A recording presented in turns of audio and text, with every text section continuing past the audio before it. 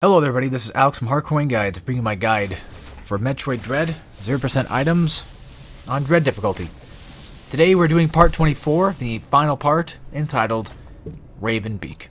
This is the final boss of the game, and this will be the true test of valor on whether or not you can beat this game, just in general. 0% items, Dread mode, whatever. It doesn't matter. As long as you can beat him, then you've got it. This is the final test. So, let's get into it. I'll probably talk pretty quick because there's a lot of things that he does. But I will tell you right now, he gradually changes his abilities. So, starting off, at least for me, he'll go for a combo attack. Just jump over it, flash shift. If he does that Void Ball, a singular Storm Missile won't be enough, which is why I'm using power. I mean, well, a singular one would be enough. Like, if you want, yeah, if you launch all 15, it'll be enough. But, I'm using power bombs to get rid of it, and the key with that, though, with the Black Void attack, is you want to stay at least on a different corner than him. You want to stay as far away from him as you possibly can, because if you're too close to him, he's going to do the upward laser attack, and if you're far away enough from him, he'll start walking toward you. Once he starts turning gold, that's when you can't pretty much do anything, and you're just going to avoid him outright. So, the reason why power bombs are okay to use in the first phase, do not use them in the other phases until I specifically say. I will tell you that right now. There's a time and place for all of these. Power bombs are okay in the first phase, and so are missiles. After that, you don't want to use power bombs at all in phase 2, okay? No matter what you do not use them in phase 2. The reason why is because you won't get them back, and that's going to be very dangerous for phase 3. So that first attack is pretty obvious. He's just going to like give you a bit of a telegraph. He's going to slam the ground. Pretty easy to dodge, flash shift away, that kind of thing. For this attack right here, I pretty much just space jump and flash shift when I get, above him and just avoid him. Now, when he's doing that big laser thing, you're going to want to chase him down, go behind him. Chase him down behind him, flash shift as much as you can, and try to push him into a corner. That way you don't get hit. If he starts flying kind of low, he's going to go for a lower attack, but he's going to go for that, where you can either Morph Ball from it to avoid it or slide. I would recommend just going with Morph Ball. When I first did this, I was trying to use power bombs to see if I could just, get them out of the way, do some damage, but don't do damage. Just don't worry about it. Technically, I think there's another way you can do this fight a little easier with those round, laser tracking things that he's doing. That move that he was doing earlier, I had to, jump around him. I've seen that there are ways to just sit in one spot and take him down, but I'm not sure if that's been updated or patched out or not, so I just didn't take it. Basically, just rely on using, go ahead and use your missiles. Just use storm missiles, because why not? Just get them out of your thing. And, yeah. Also, sometimes he does that move twice. Not the flying low one, but this one right here. Sometimes he'll do this move twice in a row. Sometimes he'll do it for longer. Sometimes he'll do it for less. The key trick with this is whenever you feel like he's about to get done, which is usually about 2 cycles, sometimes 2.5, maybe 3, and, when you're jumping over him, then that's typically when he's going to stop doing it. That's usually the maximum he'll probably go is like 3. And you just kind of want to count it up and just kind of just wait and hope that he'll stop doing it so you can land back on the ground and start, hitting with shots. Phase 2 is probably the easiest phase out of all 3 phases. And what I mentioned earlier, I mentioned that he's going to get gradual attacks. And what I mean by that is attacks that you see in these 2 phases are going to be amped up in phase 3. Not all of them, but a good amount of them. That slamming to the wall attack that he does, or even the slamming to the ground thing, he's going to get speed boost, and he's going to use that. He's going to use Shine Spark. So now here comes a real test. So if he starts off with, Shine Spark, just wait for it to kind of get close to coming out, and then just jump over it. Now do be careful, because if he jumps toward you with it, he will. If you're in the corner and you jump up, he will jump up with you and try to hit you that way.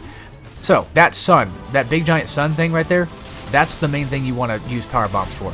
This giant laser, pretty much it has a small telegraph that's going to, get bigger and show you that, hey, he's about to launch it. For the Black Void Ball, still just try your best to wait it out and go for a full Storm Missile shot. That's your best opportunity. And in order to get, power bombs back, you pretty much have to go for parries. So every opportunity that you get a parry, go for it. Once you're in phase 3, you're pretty much just, on the home stretch. All you gotta do is just, just be careful, avoid those shots, and, whenever he launches out the sun ball thing, get to the other side of him, let him walk toward you, and blow it up with a power bomb. And of course, for this next one, you want to just lock on as quickly as you can, to the Black Void. Be careful if you're in the corner like I was, because sometimes you'll accidentally hit the wall with your missiles instead of hitting the actual void itself. That red spark thing, that's kind of what you want to wait. You definitely want to wait for, and then he's just gonna go for parry, hit him with a running parry to be safe, and then of course blast him with rockets and keep shooting with your beam. And after that, see, he doesn't really have much health, but he's very, very, very scary, very, very scary. And this one took a long time in my original playthrough to do this. Even on Dread, when I originally played it back then, it took me hours to beat him. And then I remember when I was doing Dread 0% the first time, without recording it, it took me like a day and a half just to take him down. And then for this specific video, it was only about 14 minutes long in length, fully. And it got trimmed down to 17. Well, not 17, but maybe more. I don't know how much more. It depends on my commentary. But yeah, originally the entire video itself, not counting the after credits commentary, was 14 minutes. And I knocked this bitch down in like 8, So yeah, basically the best advice I can give for Ravenbeak is just, you're gonna have to learn his patterns. You're gonna have to learn the timing. And I hate to say it, like that's the best advice I can give. I know it's common sense at that point, I get it, I know, but really it's all about learning what he can do and how to avoid it. For that phase 3 laser thing, typically just kind of space jump and just wait it out and see where he's going to shoot it, and then flash shift behind him or whatever you feel more safe with avoiding him from, is what I say. Now in this part, I think, because even though we're on Dread mode, I still think you can probably get hit and not die. I know we are in Dread mode, but with the Chozo suit intact and with no health bar or anything like that to be seen, I don't think the game's going to kill you. But I took to the liberty of just making sure I didn't get hit in general, and I took my time blasting anybody that would possibly be there. So the rest of this, with the Hyper Beam and all that, is relatively straightforward. You kind of just blast whatever direction you're going into and wipe out pretty much everything that would potentially be in your way and go on from there. So not a tough part, of course. You're just kind of running out. You can do some speed tricks here and there. You can do some speed boost aims if you wanted to, But I'm not perfect at this section. I'm just kind of doing it. 2 minutes, 3 minutes tops is just plenty enough time to get out. You'll have like a minute left over if you don't, spend it knocking yourself down. So in this room, what you can do if you want, you can see this cool little sequence that only shows up in this part as far as I'm aware. Speed boost, shine spark, jump up, there you go.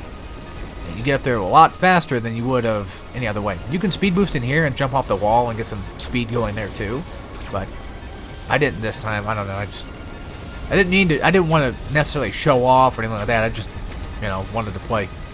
And I was just like, whatever, it's not going to be worth it. But yeah, that's it. That's Metroid Dread 0% items on Dread difficulty finished. Now, where the hell is my... I'll find it later. I was looking for the image, the wallpaper I use in the background. So, with that being said, here's the stat screen. The actual clear time took me about 3 hours. However, my full time was about 5 hours, so 2 of that was wasted dying. But you can see right there, I have my 0% item collection on and all that, which basically means that, yes, I did beat the game 0%, and I feel pretty damn good about it. We beat Ravenbeak, and in terms of Ravenbeak tips, I mean, there's not much else I can say. It really is all just a matter of luck and timing. The combo attack that he does, the triple combo attack, you just jump over, flash shift. Lasers, you just jump over, flash shift when you feel like they're about to come out. Just play it safe, play it smart. Phase 2 is the longest phase you'll have to deal with. It really is. It's the most tanky. But anyway, with that being said, in terms of difficulty, I think I give this like a 6. It's not impressively too hard to do. At least for me it wasn't. So it's not like anything like Ninja Gaiden 2 or whatever, where, with Momoji and the Tengu brothers and all that crap. There's a lot of harder stuff out there that I would admit that are way harder. Because at the end of the day, Metroid is just mostly pattern-based and just understanding when and where to dodge, what attacks to use, when and where, yada, yada, yada. It's all pretty straightforward stuff, so. Now, we've gone over the difficulty. The last thing to talk about is a potential next guide. I don't know when I'll probably do another guide. I'm currently trying to get my Let's Play channel finished for a couple more Let's Plays right now. So once those are over with, I plan on taking a hiatus for a while. And I know for people that are hardcore, and it's like, well, you already had one. You already had a hiatus. You don't need it anymore. I understand that, but you know, this YouTube stuff's killing me, especially hardcoring for a while. You know, this editing crap was killing me. And now I'm using a technically inferior thing, but it does work pretty well. It has some nice advantages and disadvantages, so there's that. Either way, if I was to do another hardcoring, I'm not going to say exactly what it is for sure, but if I had to pick a game, it will probably most likely either be maybe Metal Gear Rising S rank. Maybe I might do that. Just, you know, be like, oh, I'll get it out of the way. I'll do it. I'll have to relearn Metal Gear Rising, of course, to do that, but, you know, it'd be a fun guide to do, of course. Transformers would probably be the most optimal thing to do. I'll probably have to continue Transformers again, because I do want to finish all the campaigns, and I'm taking my sweet time with it, and I apologize, but it became one of those things of, I don't feel like I'm good enough at it for a while, and then I just got it in my head, like, oh, I'm not good, this is bad, and then I stopped doing it. I do want to continue more guides, even though I'm probably going to go on hiatus with my other channel, TurdMonkey1597. That doesn't necessarily mean that I'm probably going to go on full hiatus for here. But do keep in mind that there might be the chance I might be off for a month to whatever. I have other things I want to work on outside of YouTube, so that's pretty much why. Other guide ideas would be God of War content. I mean, I'll probably continue that. And speaking of which, going forward, depending on what editing software, if I still use Clipchamp by then, I don't know, maybe I probably will, who knows. Fade in and fade out might disappear. I might stop doing those just in case. In general, I think it's time to start a different era of hardcoring. First, we had the original one that had intros, and some people complained about them being too long, and I was worried about, you know, copyright issues and stuff like that, so I took them down, and now it's like, I don't even want to do the fade out and fade in stuff anymore. Just because it's just pointless. They're just pointless. They're just there. Yeah, they're cool, but I think it'd save me a little bit more time, but it depends on Clipchamp, because like Clip itself has a fade in, fade out tool, but it's only like 2 seconds long for each video. So, I don't know. I don't think it's really necessary, but yeah, this might finally be it for the last era of hardcoring, and we might be going into a new one. I'm not going to go into the specifics of what era is what, but there's like, you know, the original era, and then after that, it's like, I think I took a break, 2-year break, came back, that's a new era, and then now we're kind of going into the newest era, so probably like the 3rd generation of hardcoring stuff. And yeah, I guess that's it. So this was a pain to get out, but I'm glad I got it out finally. And thank you guys for watching, and I hope that, you know, maybe this might help some people with, you know, the game in general. Maybe it might help you with Dread mode. I don't know. Please continue playing more Metroid. Continue playing more Metroid Dread. And just support Metroid in general. Because, man, it's eating shit. But it's not F-Zero. F-Zero fans are really eating shit. And Star Fox to a point, too. But, yeah, I feel bad for them, honestly. I feel bad for Star Fox and F-Zero fans, because I'm a Metroid fan. And if Metroid died, which it about did with, you know, Federation Force and Other M, yeah, we wouldn't have gotten Dread, and that's sad to think about. But other than that, yeah. As for other Metroid games, maybe Zero Mission, hard mode in the future. I don't know, maybe. Maybe Metroid Prime. Yeah, maybe. I don't know, probably not, because that game's a little annoying sometimes. I like it a lot, but man, it gets a little annoying sometimes. But yeah, that being said, hope you guys enjoyed, and I will see you all in my next guide. And as always, take care, everybody.